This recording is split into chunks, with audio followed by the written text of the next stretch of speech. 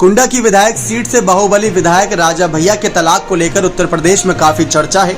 न सिर्फ उत्तर प्रदेश में, अब तो राजा भैया की पार्टी जनसत्ता दल भी काफी चर्चाओं का विषय बनी है।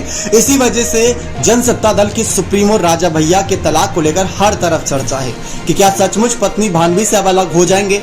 आखिर कोर्ट का ऐसा फैसला क्या आया जिसको सुनकर हर कोई दंग है।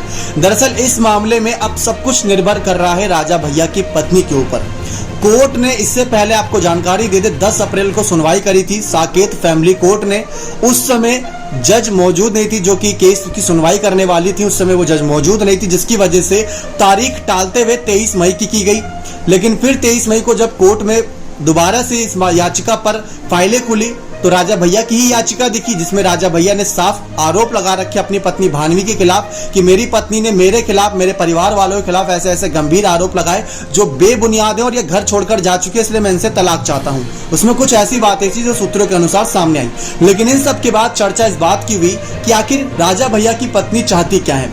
दरअसल देखा जाए तो राजा भैया की पत्नी के जो पिछले कुछ कदम थे उससे एक बात साफ निकलती है कि वो राजा भैया का भला चाहती हैं, क्योंकि सबसे पहले उन्होंने राजा भैया के भाई अक्षय प्रताप सिंह जो कि एमएलसी हैं, उनके खिलाफ आरोप लगाया कि कंपनी में ऐसे फर्जी हस्ताक्षर करके ही अपने नाम शेयर करना चाहते हैं। अक्षय प्रताप सिंह ने साफ कहा कि मैं तो अपने शेयर में मौजूद खून की एक एक बूंद राजा भैया और उनके परिवार पर लुटा दूं, मैं इनके खिलाफ क्यों गद्दारी करूंगा।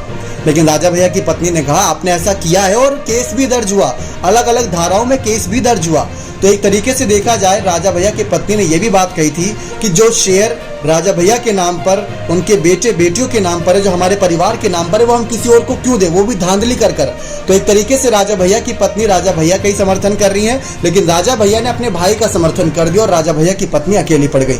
इसी वजह से राजा भैया के पिता ने भी एक ट्वीट किया था जो कि राजा भैया के खिलाफ नजर आ रहा था। लेकिन बात तलाक की बनी। अब वो मुद्दा और ये मुद्दा दोनों अलग है।